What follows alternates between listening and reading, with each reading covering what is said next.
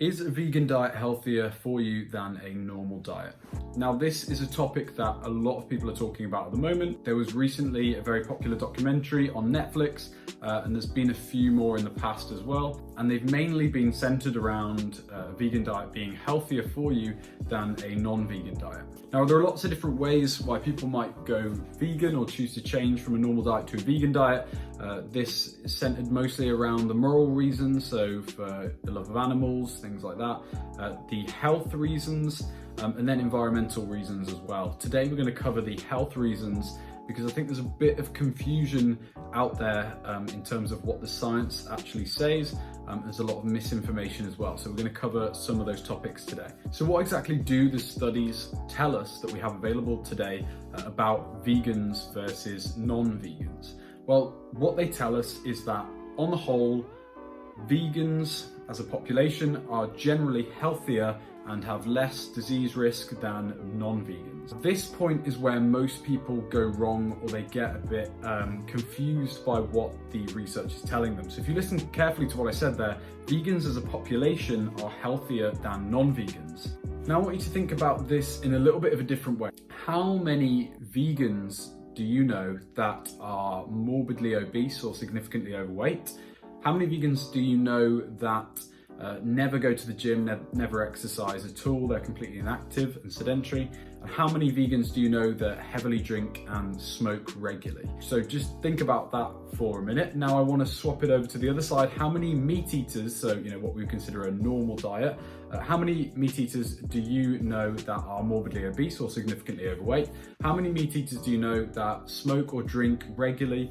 And how many meat eaters do you know that never go to the gym and are pretty sedentary, have sedentary jobs and things like that? Now I'm going to take a wild guess and say that most of us know more people on a normal diet or non-vegan diet who tick all those boxes, but we probably, when we're thinking about our vegan friends or people we know who are vegan, chances are, again, this is a complete guess, chances are they are also health conscious in other areas. So if they're on a vegan diet, chances are that they also don't smoke a lot, they also don't drink a lot, and they also choose to control other areas of their lifestyle to meet their healthy kind of lifestyle guidelines. Now the problem with those existing studies that I've already told you about that show a relationship between vegan diets and being healthy and a relationship between non-vegan diets and being unhealthy, the problem with those is it's simply a relationship. So those who are on vegan diets, they may be naturally healthier in their life, they may do more exercise, etc. They may follow all the healthy living guidelines.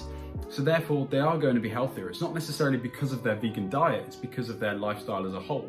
And also the fact that they're probably getting in more fruits and vegetables because they're on a vegan diet. It's not necessarily, and in fact there's very limited evidence to suggest that it is because they are not eating meat at all. So rather than it being they're healthy because they exclude meat and they don't consume meat, it's probably more likely that they are healthy because they consume more fruits and vegetables and all their lifestyle factors are also healthy. So I'm sure that you'd agree with me if I said that if we could design the perfect study that looked at vegans versus non-vegans, what we'd have is a massive sample size. So we'd have hundreds of thousands of people who were going to be vegans, hundreds of thousands of people who were going to be non-vegans. And what we would do to control for the study to make it fair is we would have the vegans consuming a healthy vegan diet, plenty of fruits and vegetables, all their vitamin needs covered, everything like that, nice good amount of protein. We'd have them in the one group, and we would have a non-vegan group that was very similar in terms of the diet, so rich in fruit and vegetables, everything controlled, 4-calorie intake, good, the same as the vegan diet. The only difference is we'd have them eating a few portions of meat a week that are good quality meats. And then what we do is control both of the groups for lifestyle factors, including smoking, drinking, exercise, make sure they get plenty of exercise. We'd control for everything else. So the only difference between the two groups is the one group eats some meat, but a healthy diet. The other group has a healthy diet and eats no meat. Now, if you think that sounds like the perfect study, it absolutely is. You're completely right.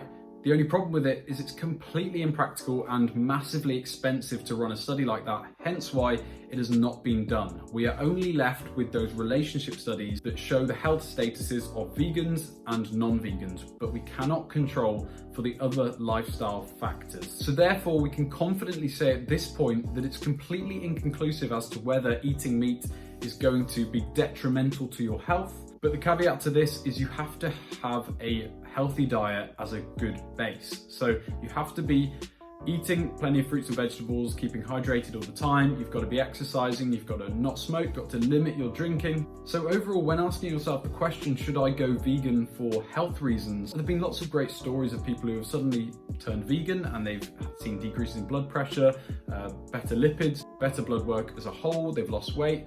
But think about that. Was it really because they eliminated a few portions of meat a week? Or was it because they went from a diet that was high in processed foods, that was high in sugars, high in refined carbohydrates, to a diet that was rich in vegetables and fruits, being the vegan diet? And also chances are if they were switching from that diet to the vegan diet, they're also going to be consuming less calories because a lot of the foods on a vegan diet are less calorie dense. So they're also going to be losing weight, which is ultimately going to have the biggest effect on their blood profile. So to conclude this video, if you're thinking about going vegan for a moral reason, absolutely go for it. If you're thinking about going vegan for an environmental reason, absolutely do your research and then definitely go for it if you think it's appropriate. But if you're thinking about going vegan for purely health reasons and you're not too fussed about the moral side of things or the environmental side of things, I can safely tell you that a healthy diet that contains a little bit of meat, so far we have no evidence to suggest that that is any worse for you than a similarly healthy vegan diet.